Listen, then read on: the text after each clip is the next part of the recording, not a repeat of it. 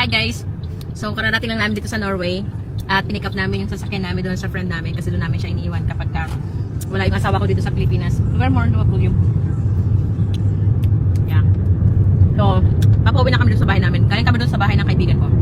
Papauwi na kami ng asawa. Yeah. Nagta-travel na kami.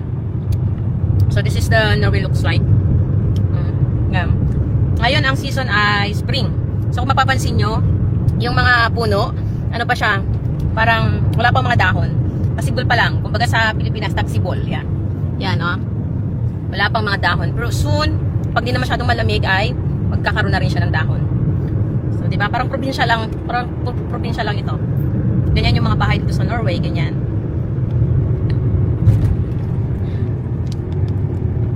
First chocolate. Oh, I'm eating now a Norwegian chocolate. Milk and chocolate. Sarap siya. Ambulance. No. Are you? Volunteer? The working. The street working. You see how they do here. Oh, sobrang init ngayon. Mainit siya. But I have to remember. Yan, kita nyo yung ano. I have to remember the speed limit there. They have a Don't camera. forget. They have camera and everything. I don't want to pay some. So yung ano gagawin namin, speeding ticket. namimili kami ng pagkain namin. So dadaan kami, mag-stop kami sa supermarket para bumili ng pagkain.